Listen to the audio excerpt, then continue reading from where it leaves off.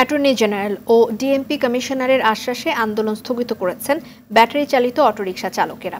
একই সঙ্গে লাইসেন্সের মাধ্যমে নিয়মতান্ত্রিক উপায়ে অটোরিকশার অনুমোদন দেওয়ার দাবি তাদের।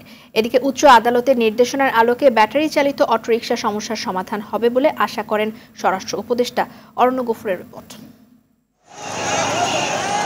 অটোরিকশা বন্ধে হাইকোর্টের নির্দেশনার পর থেকেই আন্দোলনে নামে ব্যাটারি চালিত অটোরিকশা চালকরা। সেই ধারায় জাতীয় প্রেস ক্লাবের সামনে সড়ক অবরোধ করেন তারা। অটোরিকশা অনুমোদন সহ 12 দফা দাবি জানান ব্যাটারি চালিত রিকশা চালক মালিক সমিতির নেতারা। পরে মিছিল নিয়ে জাতীয় শহীদ মিনারে যান তারা। চালকরা বলেন, রিকশা নিয়ে সড়কে বিশৃঙ্খলা তারাও চান না। অটো যদি বন্ধ হয়ে যায় তাহলে মানুষ যায় একজনের পকেটের টাকা লইয়া যাইব, ওখানে যায় ছিনতাইকারী করবো। লাইসেন্স হইলে গাড়ি একটা লাইসেন্স হতে অটো বাড়বেও না আর বিশৃঙ্খল হয়ে চলবেও না। লাইসেন্স হইলে লাইসেন্সের মধ্যে তার একটা দরও দেবে না, আমার লাইসেন্স একটা মামলা হয়ে যেতে পারে, আমি আর গাড়ি চালাতে পারবো না।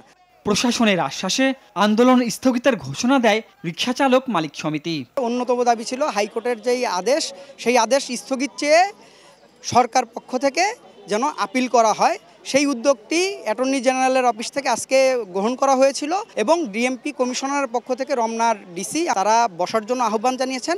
সেই আলোচনার জন্য আমরা আপাতত আমাদের যেই আন্দোলনটি চলমান ছিল সেটি স্থগিত করছি। সচিবালয় আইন শৃঙ্খলা সংক্রান্ত উপদেষ্টা কমিটির সভা শেষে স্বরাষ্ট্র উপদেষ্টা বলেন, আদালতেই এর নিষ্পত্তি হবে। আদালত থেকে যে নির্দেশনা আসে ওই নির্দেশনার মতোই আমরা কাজ করব। তো আমরা আশা করতে পারি একটা খুব ভালো নির্দেশনা আসবে এবং ওই নির্দেশনার আলোকে আমাদের এই অটোরিকশার এই প্রবলেমটা, এটা সমস্যাটা সমাধান হয়ে যাবে। আন্দোলনের সুযোগ নিয়ে কেউ বিশৃঙ্খলা তৈরির চেষ্টা করলে তাকে ছাড় দেয়া হবে না বলে হুঁশিয়ার করেন স্বরাষ্ট্র উপদেষ্টা। কেউ কোনো অরাজকতা করলে তারা আমরা আইনের আওতায়। অরণ্য গফুর, RTV, ঢাকা।